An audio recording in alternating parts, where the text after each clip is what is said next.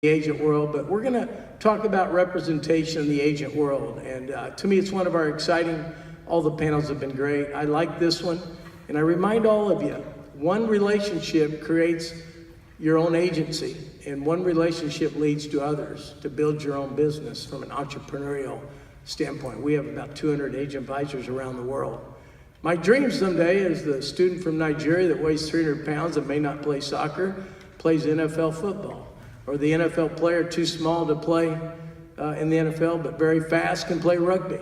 And I really see a revolution going on of what I call cross-pollination of talent discovery. So let's introduce these two. We've already given them an introduction, but Sky, we're going to start with you, and it's really a privilege to have you on our faculty, but also more importantly, we need your story. A lot of it's in the book, but kind of from the high school on, give us that 5-minute navigation to where you are today. And then we'll go to John, and then I have plenty of questions. Thank you. Good afternoon. My name's Sky, as most of you probably know by now because you've got a book, have you? Yeah? Wave your books in the air like you just don't care. So, John knows every time we do a course, I'm always mentioning the book. So, I mean, my story is quite simple. I was at school, and a guy used to come around on a bike and teach us table tennis. Now, I'm a great believer in people taking a natural path. You can't force a path, it's a natural path. So who would have thought that I would have started playing ping pong at table tennis, table tennis, yeah, some people call it ping pong, it's an insult. Table tennis at 14, then at 12, 13, then 14, 15 I was playing for the county, 16 I'm playing for England, 19 I failed my A-levels and playing professional table tennis.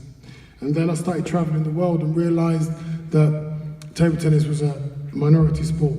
And so you couldn't have a minority attitude and you couldn't be a minority personality. So what I used to do, I used to write to journalists and sponsors and all sorts.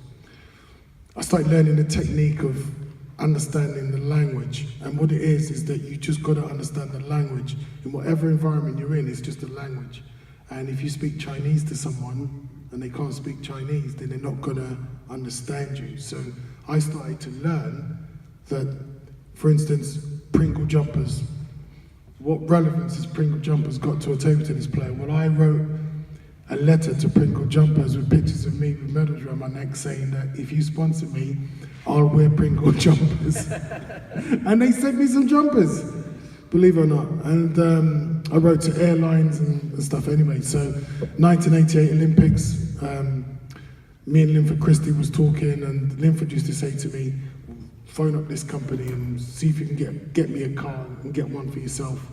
And I'd phone up the company and go, I want a car for Linford and I want one for myself. And they'll say, we're going to give a car to Linford and we're not going to give you anything. So, and then it sort of developed from there. In 1995, I was at Lillishall National Sports Centre with the national table tennis team, and I met Sol Campbell. We were friends, and he wanted someone he could trust to represent him. And my background of simple things like learning how to type, learning how to send out letters to companies, communicating with journalists. I'll tell you one quick funny story. When I talk about speaking the language, when you read a newspaper, they speak a certain language. So when they go, player signs deal worth £200,000 a week, that player is actually earning £70 a week, and if he lands on the moon, he gets 200, right? So I signed this contract with this company called Stiga, and it was £3,000 a year basic. But if I won the Olympics and the World Championships, I'd get 100,000. So the newspapers did a deal, did a story saying table tennis player signs contract worth 100,000. Well, all my teammates went crazy. 100,000, you're not getting 100,000. And I found myself standing in front of them saying, yeah, but it's worth 100,000. That's rubbish. You're only getting 3,000. So that's what I'm talking about. You know, understanding the language of the agent's business, the language of football, the language of the environment.